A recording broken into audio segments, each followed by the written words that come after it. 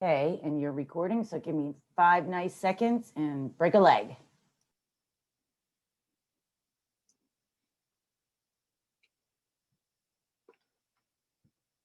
Hi, I'm Irv Osterer. I'm a retired secondary school teacher, and today's APS stamp chat has a philatelic focus. It is postage stamps as secondary school design projects.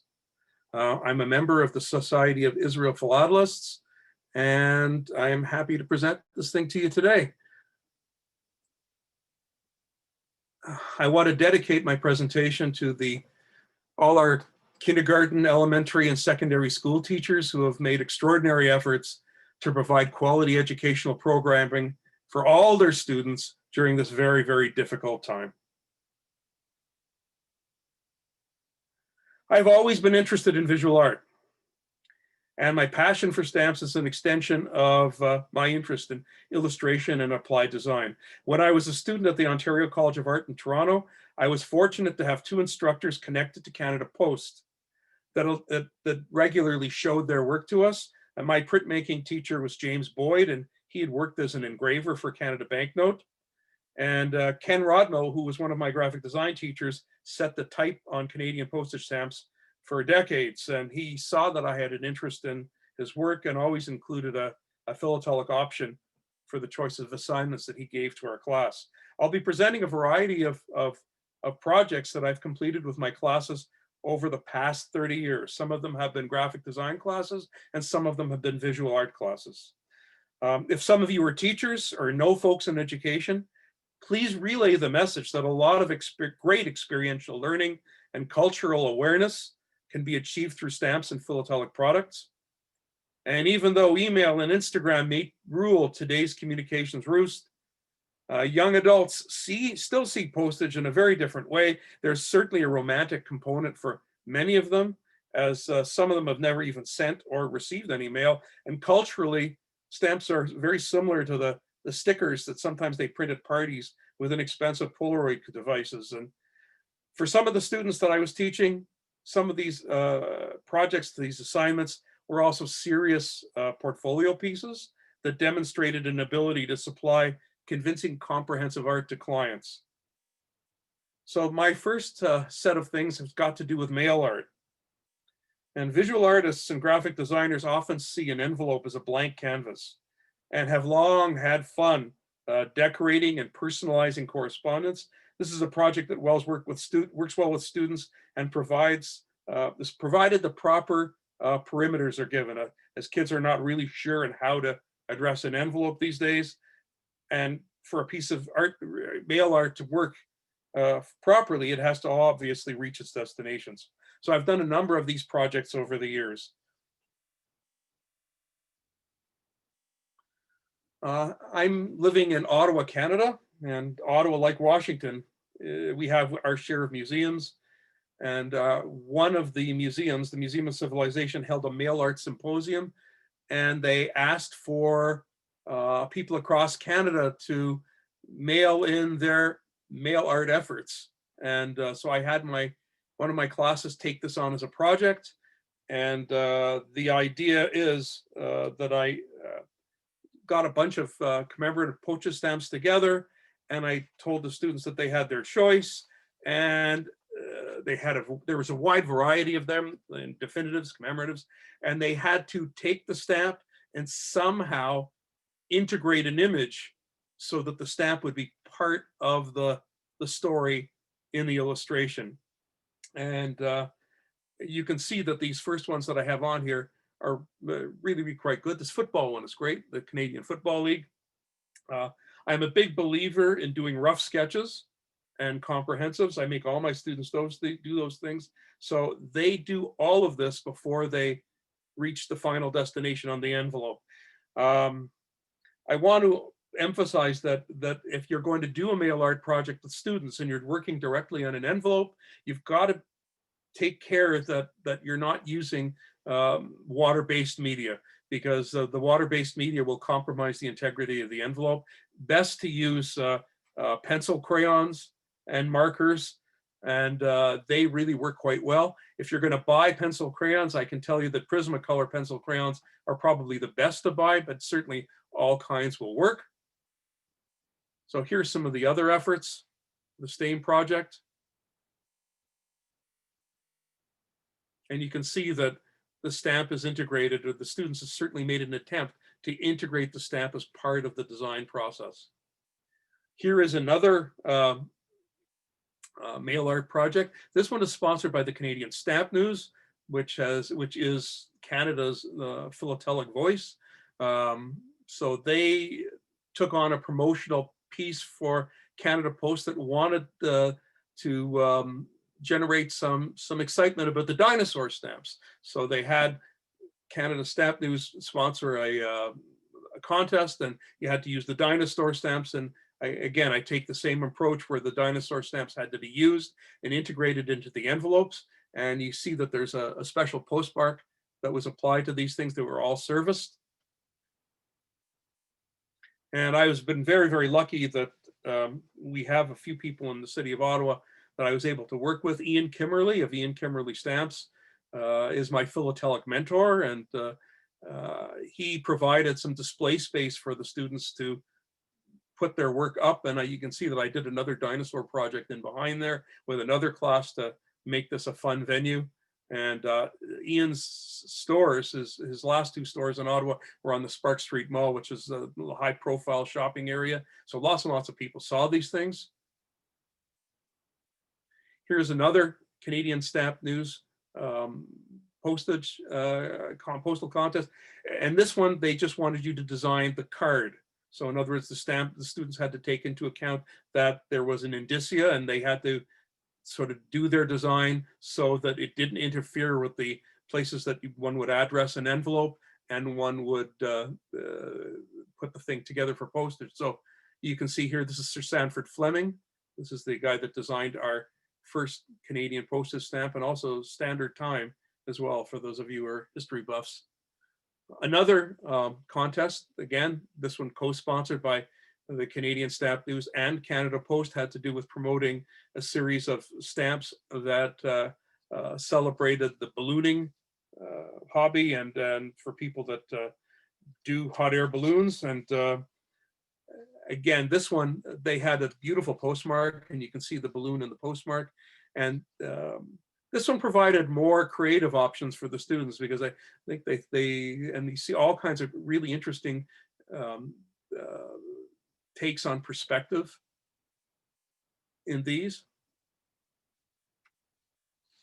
Some of them were fanciful landscapes, some of them actually done from the bird's eye view, and they were all postally used. So you see the stamp at the bottom that I put in blown up edition, and then you see it on the envelope. Most of these done were Prismacolor pencils. You can see that the pencil crayons are really good. The softer ones are good because you can blend colors and put them together.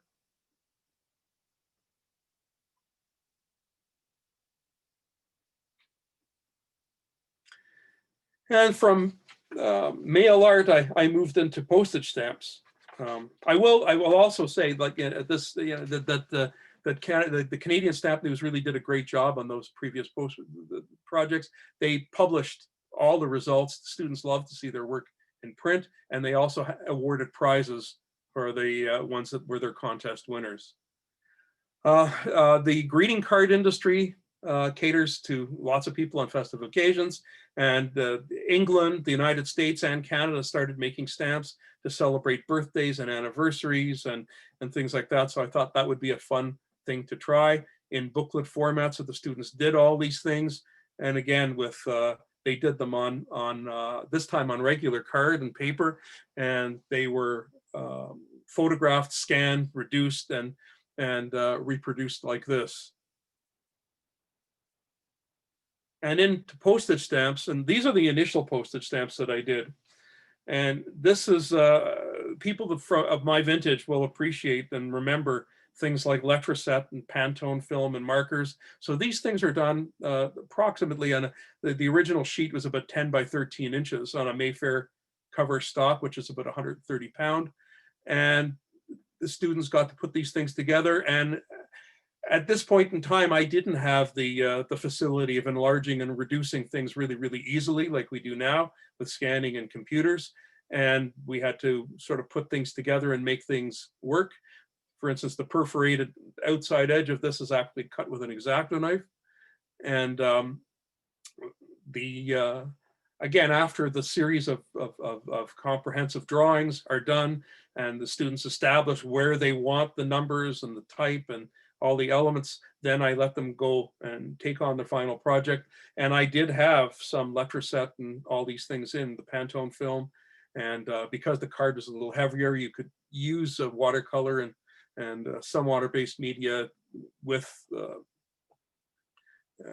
care. And you can see there's a whole series of these things that we did.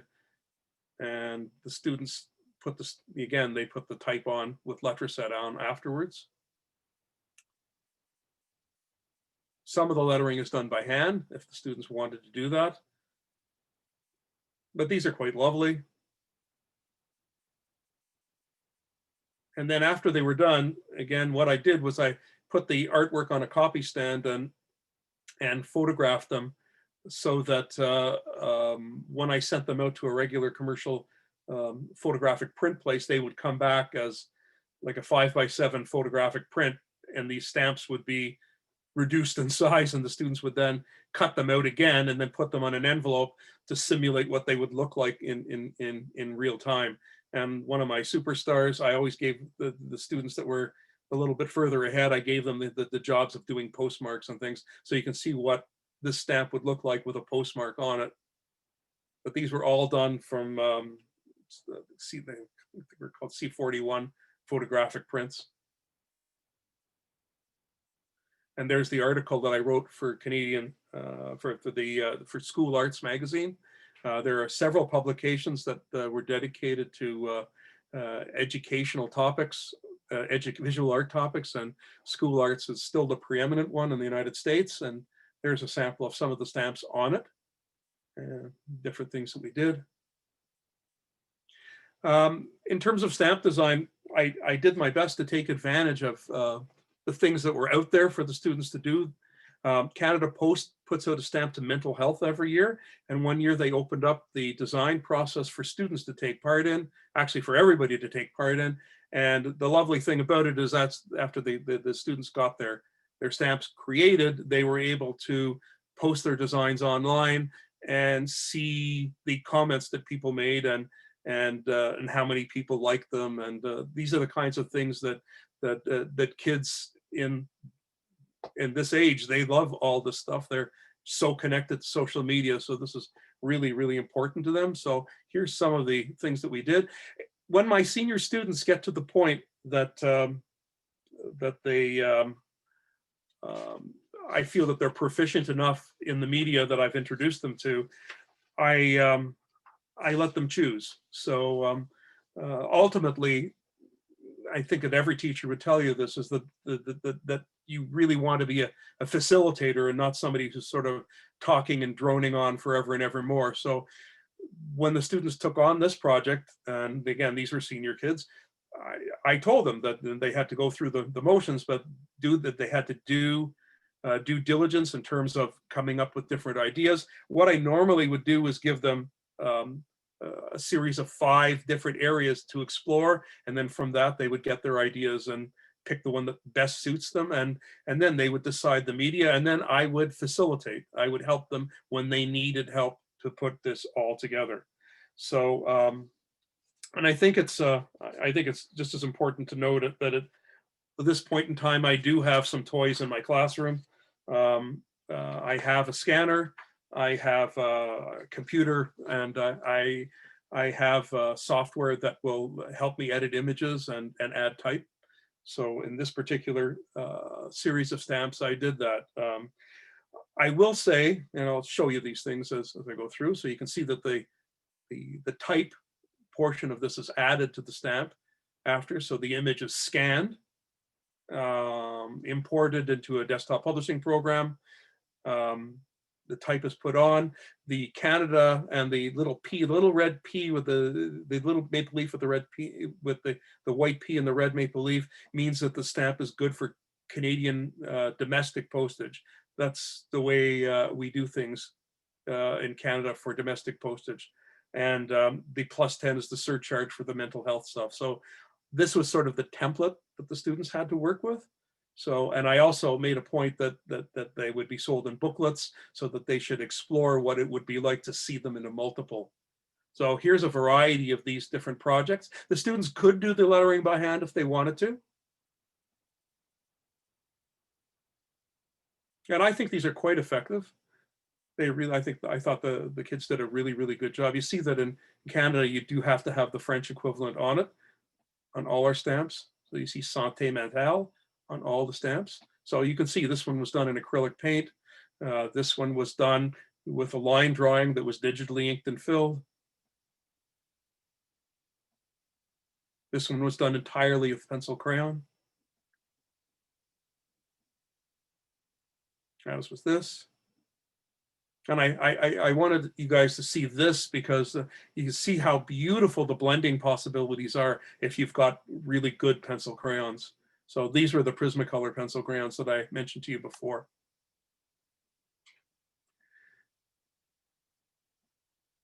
So the desktop publishing software that I use is Quark Express. The reason I use Quark Express is quite simple. The people at Quark Express have been very generous in terms of helping me with these projects.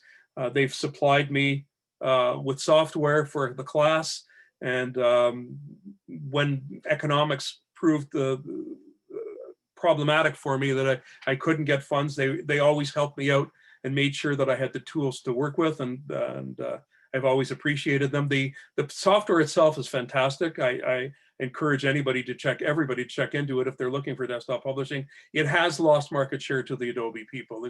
There's no question at all about that.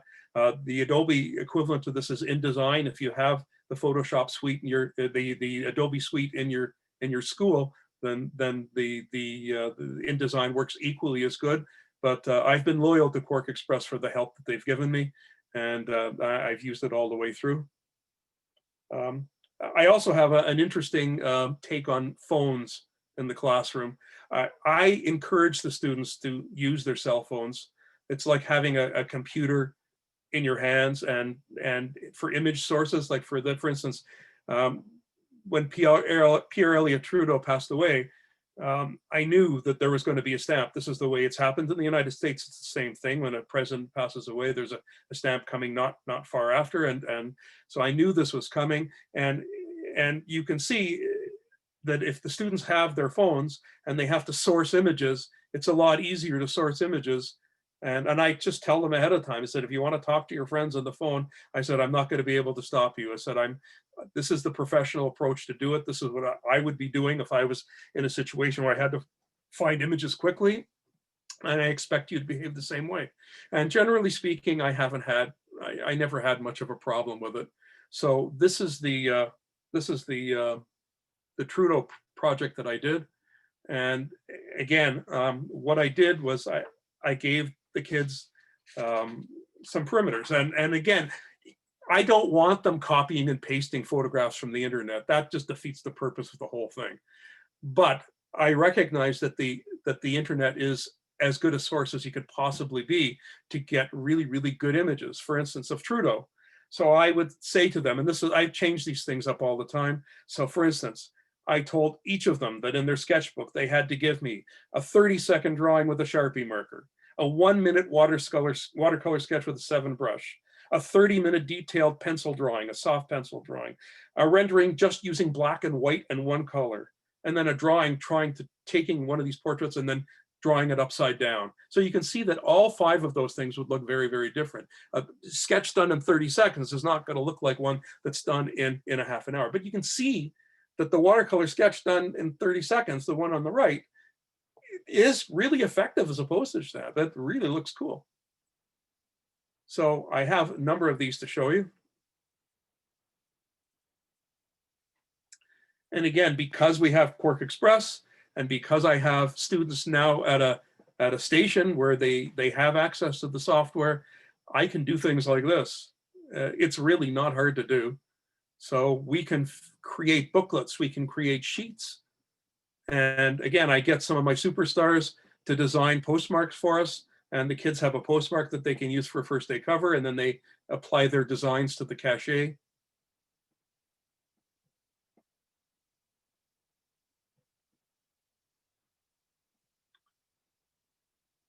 And Jack Layton is another prominent Canadian politician that passed away in the past decade. Layton was the leader of our New Democratic Party, which is the Socialist Party in Canada, or the Labour Party in Canada. And this fellow was very, very well liked by everybody in the political spectrum. They said that a straw poll said that if somebody wanted to have a beer with a Canadian politician, that Jack Layton would be the guy that they would choose.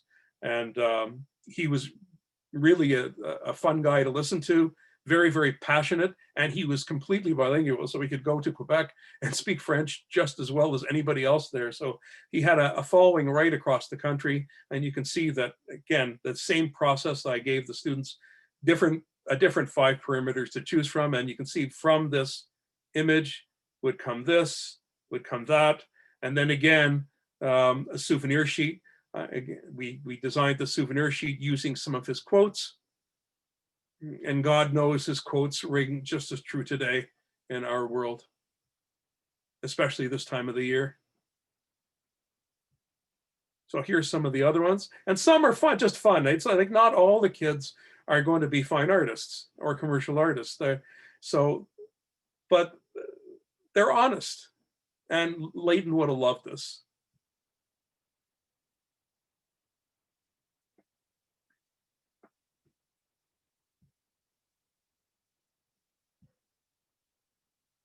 It was a beautiful, beautiful charcoal, and there you can see it applied to a stamp. Again, all these things were scanned and put into this template, and the students could move things around a little bit. This girl wanted to do 2 of him, so I said, go ahead. But you see all kinds of different ways of expressing this, and there's so much variety, and we put these things together, and there's the watercolor sketch, there's the postmark, and there's the first day cover.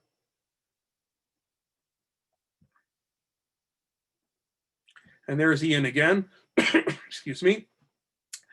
Ian had again, I told you that he had a store on Spark Street, and this one was very close to Parliament Hill. And a lot of parliamentarians actually came down and saw the Layton exhibit that he helped us put up in his store.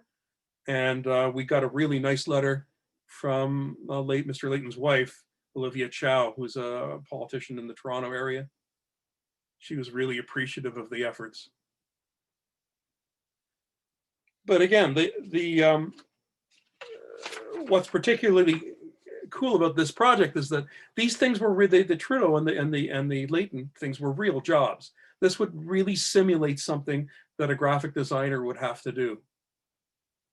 I wanted also to thank the people at Chris Green Stamps. Ian Kimberley has since moved to Victoria, and Chris Green operates Chris Green Stamps in the Ottawa area, and his assistant David Giles is they both offer all kinds of support and help to me when I need it. So I wanted to sort of send a few kudos out to them. Here's another assignment that I did. I thought maybe, you know, Canada being part of the Commonwealth, they were celebrating their Jubilee year. Let's design some English stamps. So English stamps all have the cameo of the Queen on them. So I told the students they were locked into this. They couldn't compromise this at all, and it had to have this type on it, and the numeral 1 and the ST. And we embarked on a series of these things. And the students did a reasonably good job with these. And some of them are really quite fun, really stylized. A lot of them done some pencil crayon. Type, sometimes they moved around the numeral, but again, these things were scanned and then retouched when necessary in Photoshop. And then the type was put in and set in. And again, some of the more honest efforts are some of the ones that people really enjoy looking at. And I dare say that I think Queen Elizabeth herself would love this one.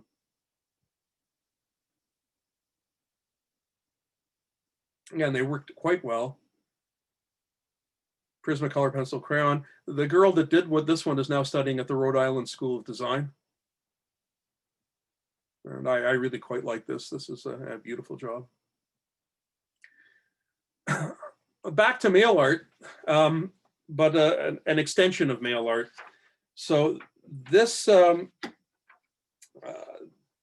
Canada Post has got a few places that will postmark Christmas mail with a beautiful Christmas postmark. And in the United States, I believe there's several places that do this as well, but they get, Christmas Island, Nova Scotia gets thousands and thousands of envelopes from all over the world to process. I encourage you to try this. I got the idea from something that I'd seen in my own collecting background, because I saw these beautiful postmarks from a place called Christkindl in Austria. So I wanted to show you some of the postmarks from Christmas Island. So again, what I did was I had the students create artwork, but this time I had another advantage. I was able to have the students create the artwork, but we now had an Epson printer in our class, and it was possible to take the artwork that was done by the students, scan it, and then print it directly on the envelope. And again, one of the advantages of the Prismacolor pencil series is they scan extremely well and they print really, really well also. So there's a drawing. And again, this is a senior graphic design student. She knows the stamp has to go on it. She knows how big the postmark is going to be. She knows an address has to go and fit on it. And there Anna is with the envelope that has come back to her. And you can see that she's taken everything into account. And it's just a beautiful piece of work in the end. So I have a few of these things. So here's one we send to Chris Green. The postmark on it. We also take some of the artwork. I try to take some of the artwork that we create for these envelopes and extend it out. I know our municipal politician, this is Keith Egley, he was looking for something for his mail, so and his Christmas stuff. So one of my students got the award for that, and you can see here there is Mina's work on her mail art project that was sent out. And here's another one. And when we do the mail art project, I make sure to publish. It's a really good way of promoting your art department as well. So you see that I've sent this one to the mayor of Ottawa. And this is a fellow that teaches auto mechanics, and somebody wanted to send him a mail art piece. So he figured Santa on a car would work. Here's another one.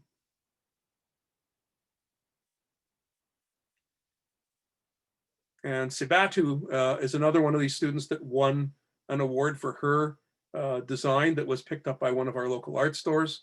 And you can see the postmark. And there she is with Thomas Barabo at Desserts, the art store that serves our needs here in Ottawa. And I wanted to show everybody this one as well. In the Mac world, the Macintosh computer world, there were zapped dingbats, and I think there are wingdings and other kinds of picture font things that you can get depending on what computer that you're using. And this is a Christmas card decoration for mail art that was done entirely with the picture fonts. So you can see, those of you that recognize the zapped dingbat stuff, you can see some of it. And there were a few other holiday picture fonts that I bought up. The way picture fonts work was you load them into your computer, you press an A and an apple would come up. You press an H and a hockey player would come up. You press an M and a moose would come up. But depending on what fonts, there are all kinds of different sets of these. If anybody wants to sort of pick some of these up and use them in school, there's a place called defont.com, and they have a whole bunch of these things that you can load in for free. And there's what the envelope looks like when it's all printed through. Valentine it also provides an extension to do the same kind of work. And if anything, the Valentine's thing is even more popular than the Christmas thing, because the schools always have some sort of Valentine Day project going on, whether people are exchanging candies or gifts or hearts, or So in Canada, we have 4 places that postmark their mail. The one in Love, Saskatchewan and Saint Valentin, Quebec are probably the 2 preeminent ones. And you can see what the postmarks look like. Again, lots and lots and lots of fun. You have to make sure that you have proper Canadian postage on it. And here's one I sent to my wife. So you can see I put a Canadian stamp design motif on it and a Valentine's Day. And again, printed directly on the envelope and sent out. Get this beautiful, beautiful postmark. They change these postmarks all the time. When I gave the assignment to the students, again, I told them they had to provide the space for the stamp. They knew how big the postmark was going to be. It had to be addressed. And again, now I can take advantage of printing directly on the envelope, so we can do that. Some of the students like drawing on the envelope, so I said, fine, you could do that too. But when we could scan them, I could actually put the addresses in and move them around and do things. So you can see a few of these. I'm huge on multicultural stuff. I've always been. I really encourage students to use heritage language whenever they possibly can. And I think it just promotes all the great multicultural stuff that our country is trying to support. And this is Kochi, and this is her Valentine, and she's using the love motif in a bunch of different languages. Even in Hebrew, you can see ahava at the bottom right there. And this is what the envelope looks like after it's been serviced. And you see the people in Love, Saskatchewan change their postmark every year. They have something different. So here's a few that just use type. Just use type. This is a really lovely example because the student concerned wanted to use watercolor for her design. And again, on a real envelope, you could not use watercolor because the envelope would just disintegrate. But because we're using digital help, we have digital help. The original artwork was done on a watercolor paper, and then it was scanned, and then it was printed directly on the envelope. And the effect is really, really, really cool. It's really solid. It really looks great. And again, this postmark, the postmaster postmarked it in blue because she thought it would be more effective on there. And the people at the post offices around the world, they love getting these things as well. Some more. And I had different approaches to it. So I didn't only do, painted envelopes. I had ones where I had students make stuff. So this is a girl, this is Emily, and she made this enormous heart. And then we photographed the students. Well, somebody gave me like what do you call that? The hood of a car. It was entirely red. And I thought, what can I use this for? So I used it as a backdrop for these things. So we had the students paint these huge Valentine things that were mounted on foam core. And then they posed with them. And then we put our Valentine's Day projects together like this. You see a whole bunch of different ones here. And the students, again, really enjoyed doing these things, especially when they have the freedom to do this kind of work and express themselves in terms of Valentine's Day imagery the way they want. And here's another one, different one. This is one that's just a postcard.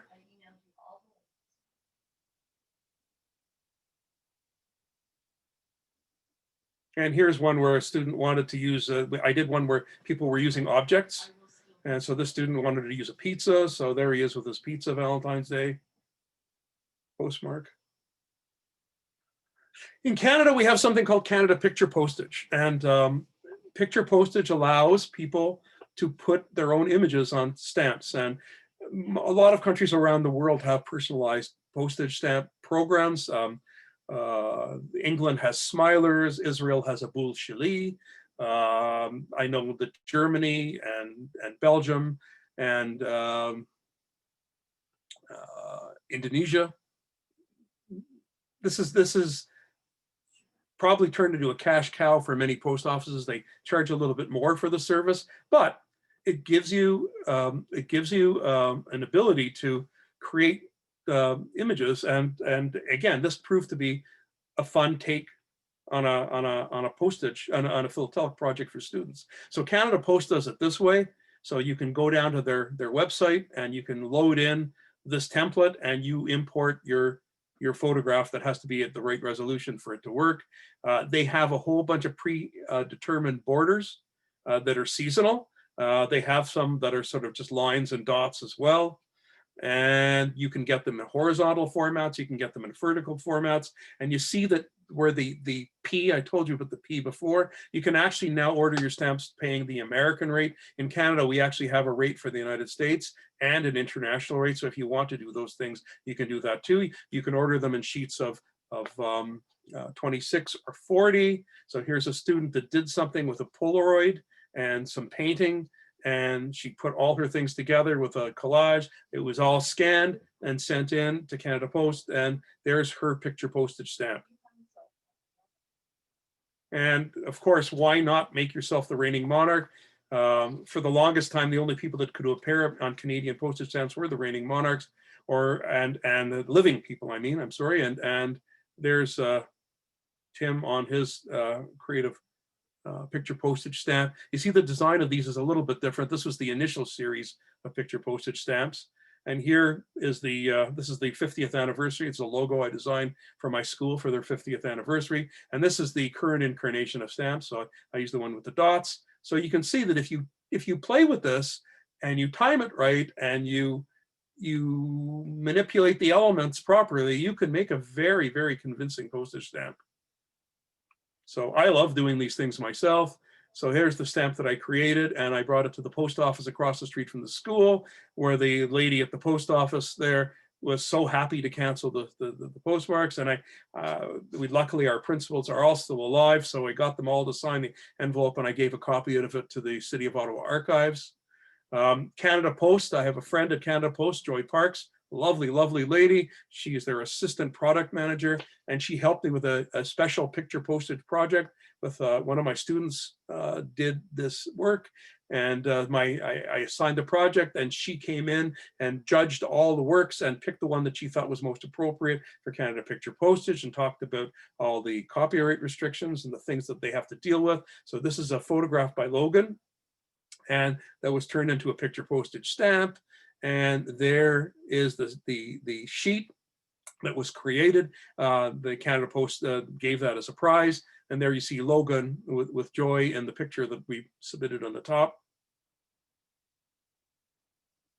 And there it is going on envelopes, and our friend across the street at our post office postmarking it. Personalized postage is a lot of fun. I really encourage people to do it. We did this other project. Again, I try to get into the public, into the public domain workshop and into the into the popular culture workspace.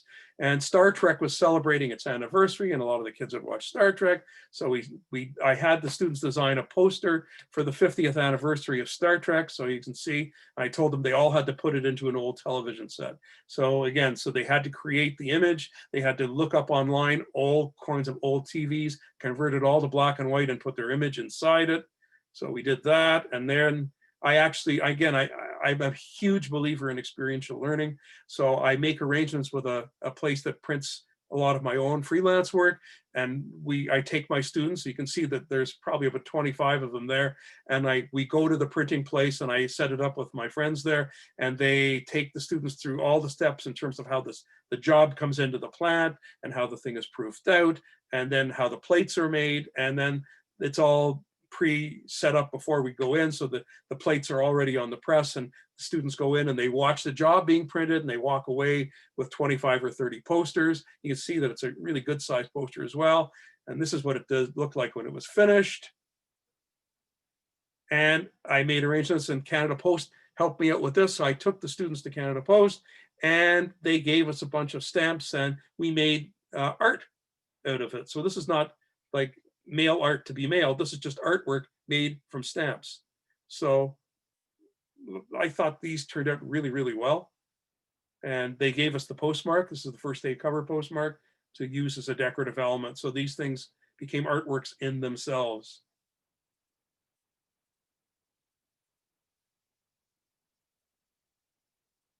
Again, an unconventional way of using stamps as art. Here's another one that you might want to try if you're in a classroom situation. I told the students that they had to invent their own country, and they also had to invent their own money, and they had the birth certificates, passports, and of course stamps. So they had to make a map and show people where it was, and then they had to make a passport and to make them look real. And again, this demonstrates to me their facility with desktop publishing and how they can handle the software and creatively and put things together. So there's a Cavland, and here's another one. You can see these things are very, very convincing. When they, like you're seeing an enlarged version, they actually had to make the passports, and the stamps were the real size, and they had to show that they had been used. And one of the students was really interested in engraving, and when I showed them samples of engraved stamps, when, you know, the way they were originally made, and there's a Photoshop action that you can buy that simulates engraving. So I got that, and we ran his face through it. You can see it better on this one with another one that we did. Canada Post is now selling stamps in kiosks. Again, I do the best I can to keep current. So when they started, they did this, and they made these things. You went to a kiosk, you paid your money, and out came these stamps of different denominations. They were a template like this. This time, when Canada first started dispensing them, and this was not right across Canada. This is just a selective post offices because they're trying this thing out to see whether it works the way they want it to work. And these are sort of Group of 7, which is a Canadian school of art, very famous Canadian school of art. These are paintings. So I told the students, I said, you know, listen, this is an opportunity for you to take something from popular culture that you're interested in that probably Canada Post wouldn't be putting out a postage stamp to, but you can have some fun with this. So we did. And again, so some students, this one particular student was interested in Canadian artists. And you can see, this is Norval Morrisseau. Norval Morrisseau is, in my opinion, the foremost of all our First Nations painters. The guy was just an incredible painter. So there's a stamp to him. And I had other students that were interested in music. So there's one to music. Here's one to video games. Here's one to animals. And look at this wonderful beaver. And again, because we were able to use a variety of different media, the senior student, and she used watercolor and ink for her beaver. These are animators. Cats, imagine. Lovely, lovely image, eh? And again, simple, to the point. I try to emphasize to the kids that because something looks like really, really good big, doesn't necessarily mean that it's going to look really, really good small. So they have to crop, and they have to manipulate, and they have to make sure that their image works at both sizes. These are Italian Canadians. I had one student that was just so passionate about anything to do with fish, and he's since gone on to school to be a conservator and a forest ranger, and he chose watercolor, so the lure and the fish, flowers. Of course, hockey is in our DNA in Canada. So there was one hockey fan. And again, what this project did is it didn't lock the kids into one particular thing. They could explore the things that they were interested in. And again, if it's meaningful to them, it makes for a better project. This one's terrific. This one is wrestling. So a whole bunch of different wrestlers. And again, those of you of a certain vintage will remember Mad Dog Maurice Vachon. Postal indicia is a rather new thing. It used to be that the postal indicia on envelopes was just a sort of a plain black and white business, but now Canada Post has expanded this to allow people to advertise their services and goods, and Canada Post actually does it itself. So those of you that are collectors, there are postal indicia that come on the back of Canada Post Details magazine that's only mailed in Canada, unfortunately, but the one internationally does not have this, but they often take part of their stamps and they put them into the indicia, which make them a very collectible item. But these are again, I try to do the best I can to make it real. So these are the dimensions that are on the Canada Post website. So this is the kind of work that I had to have done. And again, the students had to know that this is not going to be hanging in an art gallery. This is going to be on an envelope, and it's going to have to work small. So the detail would have to be really emphasized. You can't get lots of little tiny little minutia for it to work in a small envelope. But these things really work quite nicely. Again, they had the choice of media. So if you take a look at this one, and what I had all the students do is they also had to do this. So they had to do the stamp, and then they had to scan their work, bring it into a number 10 business envelope, and print it out with the logo and the service that they were advertising for. So there's a number of these that I can show you. National Gallery of Canada.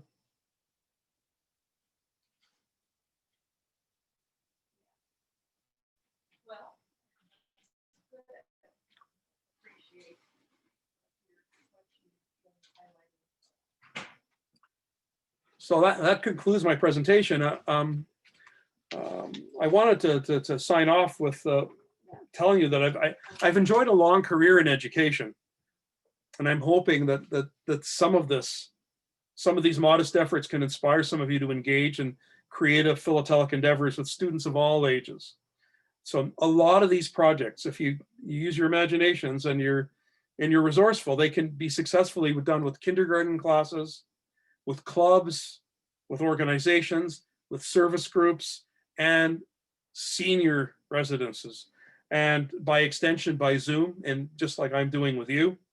I think it's really, really important that if you can do some of this stuff now, especially to the people that are shut in and don't have the mobility that we had before this crazy pandemic set in, these projects would be great. And one of the wonderful things about stamp collecting, it's a hobby that the pandemic can't really erase. We can communicate with each other online. We can communicate each other through our post offices, and we can celebrate all the ideas and quite easily. So I'd like to thank again all the people that are listed here for their help. I couldn't have done this stuff without them, and I want to wish everybody only the very, very, very best of all things this holiday season and in 2021. Please stay safe, folks.